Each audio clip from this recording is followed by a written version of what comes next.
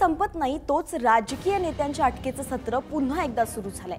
यंदा अटक झालीये शिवसेना ठाकरे गटाचे उपनेते अद्वै हिरे यांना। 15 नोव्हेंबर म्हणजेच भाऊबीजेच्या दिवशी अद्वै हिरे यांना पोलिसांनी अटक केल्यानं महाराष्ट्राच्या राजकीय वर्तुळात वादळच उठलंय।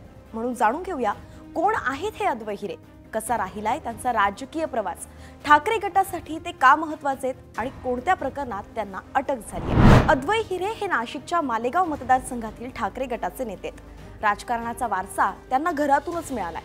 भाऊसाहेब हिरे, व्यंकटराव हिरे, पुष्पाताई हिरे, प्रशांत हिरे अशा हिरे कुटुंबाचा मोठा गोतावळा राजकारणात आहे। यातील अद्वै हिरे हे तरुण पिढीचे नेते असून हिरे घराण्याच्या चौथ्या पिढीचं ते नेतृत्व करतात।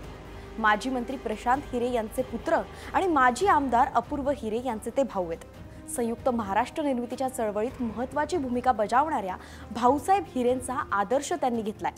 उत्तर महाराष्ट्राच्या राजकारणात हिरे कुटुंबाचं मोठं योगदान मानलं जातं। अद्वै हिरे 2009 पासून भारतीय जनता पक्षात होते। गोपीनाथ मुंडेंच्या नेतृत्वात त्यांनी भाजपात प्रवेश केला होता, तर काही महिन्यांपूर्वीच शिवसेनेतील फुटीनंतर त्यांनी भाजपमधून ठाकरेंच्या शिवसेनेत प्रवेश केलाय। तसं पाहिलं तर ही सुद्धा त्यांच्या घराण्याची परंपराच म्हणता येईल। महाराष्ट्राच्या राजकारणात दबदबा निर्माण करणारं हिरे कुटुंब मूळचं काँग्रेसी, पण अद्वै हिरेंचे वडील प्रशांत हिरे यांनी 1995 मध्ये भाजप सेना युती सत्तेत आल्यानंतर काँग्रेसला सोडचिठ्ठी देऊन धनुष्यबाण हाती घेतला होता। अद्वै हिरेंनीही त्याचीच पुनरावृत्ती केल्याचं दिसतंय। ठाकरे गटात प्रवेश करत त्यांनी नाशिक मालेगावच्या राजकारणाची काहीशी समीकरणच बदलली आहेत। अद्वै हिरेंच्या कामाबद्दल सांगायचं तर मालेगावात त्यांनी खूप कामं केली आहेत। त्यांनी नाशिक जिल्हा बँकेचे माजी अध्यक्ष म्हणून काम पाहिलंय, तसंच जिल्हा कृषी औद्योगिक संघाचे ते चेअरमन पदही त्यांनी भूषवलंय। आगामी विधानसभा निवडणुकीत मालेगाव बाह्य मतदारसंघातून दादा भुसेंच्या विरोधात हिरे हे ठाकरे गटाचे संभाव्य उमेदवार असल्याची चर्चा आहे आणि म्हणूनच त्यांना अटक होणं, त्यांच्यावर कारवाई होणं हे ठाकरे गटासाठी नुकसानकारक असल्याचं दिसतंय। रेणुका देवी सहकारी सूतगिरणी उभारणीसाठी नाशिक जिल्हा बँकेकडून घेतलेल्या कर्ज रकमेतील गैरव्यवहार प्रकरणी अद्वै हिरेंना भोपाळमधून नाशिक पोलिसांनी ताब्यात घेतलंय। 10 वर्षांपूर्वी त्यांनी 7,43,00,000 कर्ज घेतलं होतं। त्याची परतफेड न झाल्यानंच थकबाकीची रक्कम 31 कोटींवर गेली।